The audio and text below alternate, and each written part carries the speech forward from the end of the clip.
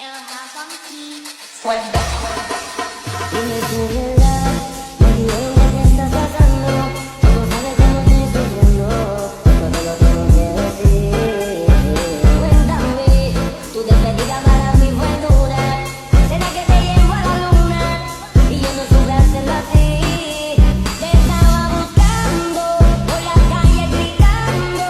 Eso me está matando. Моя жизнь без тебя, словно солнце без тепла.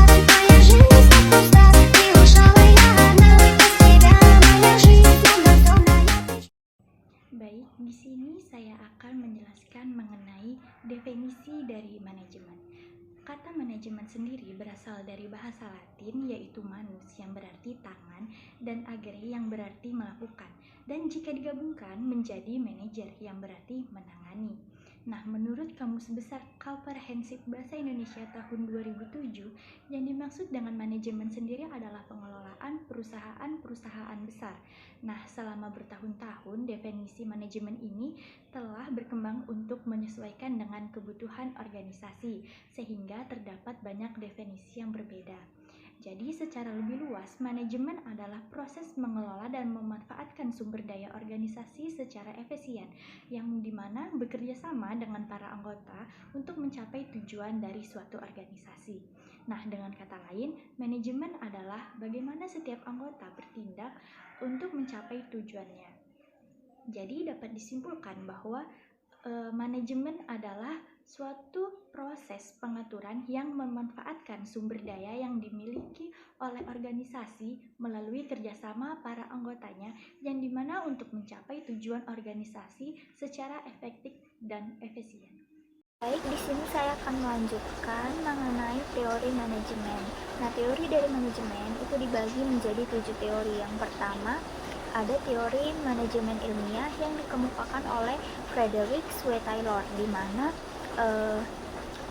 teori ini berfokus pada peningkatan efisiensi kerja dalam metode ilmiah.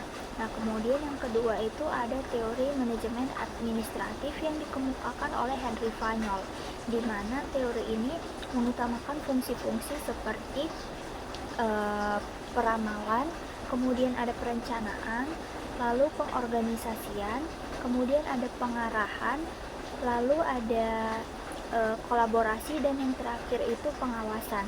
Nah, yang ketiga itu ada teori manajemen birokrasi, di mana ini dikemukakan oleh Max Weber, di mana juga teori ini menggambarkan bahwa organisasi adalah suatu sebagai sistem yang terstruktur dan memiliki kaidah serta proses yang akurat.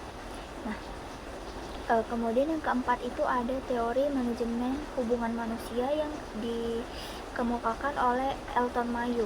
Jadi teori ini menekankan pada pentingnya hubungan manusia dalam organisasi. Nah, kemudian yang kelima itu ada teori manajemen sistemik yang dikemukakan oleh Ludwig, di mana teori ini melihat bahwa organisasi itu sebagai sistem yang kompleks yang disusun dan bermacam dari bagian-bagian yang saling berinteraksi antara satu dengan yang lainnya. Kemudian yang keenam itu ada teori manajemen kontingensi, di mana menurut teori ini tidak ada satu teori manajemen pun yang cocok untuk setiap situasi atau dan semua situasi yang terjadi. Nah, kemudian ada teori X dan Y yang dikemukakan oleh Douglas, di mana biasanya teori X ini sebagai teori yang mengasumsikan bahwa karyawan itu cenderung malas dan menghindari tanggung jawab, sedangkan teori Y-nya itu menggambarkan bahwa karyawan itu mampu mengambil keputusan serta memiliki potensi kreativitas. Landasan manajemen pendidikan.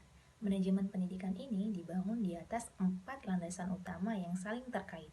Yang pertama adalah landasan filosofis, di mana ini berarti manajemen pendidikan harus sesuai dengan nilai-nilai dan tujuan pendidikan yang ada di Indonesia, yaitu mencerdaskan kehidupan bangsa dan mengembangkan manusia seutuhnya. Yang kedua ada landasan sosiologis. Nah, jadi manajemen pendidikan ini harus mempertimbangkan kebutuhan masyarakat dan perkembangan sosial budaya.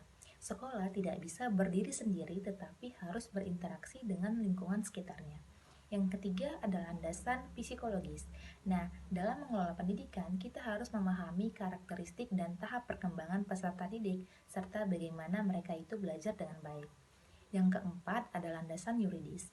Nah, jadi semua kegiatan manajemen pendidikan harus mengikuti aturan dan undang-undang yang berlaku, seperti sistem pendidikan nasional. Jadi, keempat landasan tadi itu menjadi landasan utama yang mendasar untuk menciptakan manajemen pendidikan yang efektif dan berkualitas demi memajukan pendidikan yang ada di Indonesia.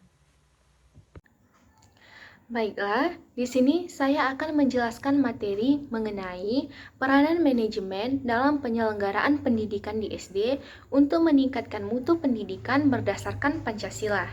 Baiklah, langsung saja. Manajemen merupakan hal yang sangat penting untuk dilakukan dalam pengelolaan suatu organisasi. Manajemen juga perlu dilakukan khususnya dalam bidang pendidikan. Banyak hal yang perlu diperhatikan untuk meningkatkan kualitas atau mutu pendidikan.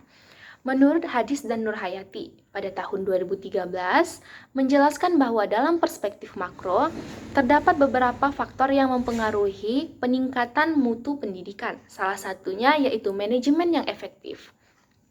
Untuk membumikan atau memperkuat Pancasila dapat dilakukan melalui pendidikan formal, khususnya pada mata pelajaran pendidikan Pancasila. Nah, manajemen pendidikan berdasarkan Pancasila ini memberikan gambaran kepada kita tentang apa dan bagaimana yang perlu dilakukan, serta untuk mengembangkan karakter siswa.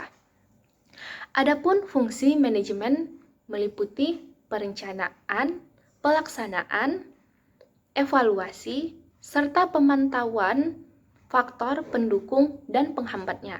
Adapun pelaksanaan manajemen tersebut seperti kepala sekolah akan melakukan rapat koordinasi pada tahun ajaran baru untuk memulai operasi administratif. Sedangkan para guru akan diberikan arahan untuk menyusun RPP atau yang sekarang kita kenal dengan modul ajar. Nah, dalam menyusun RPP atau modul ajar tersebut, para guru harus memperhatikan minat, bakat, serta karakteristik setiap siswa.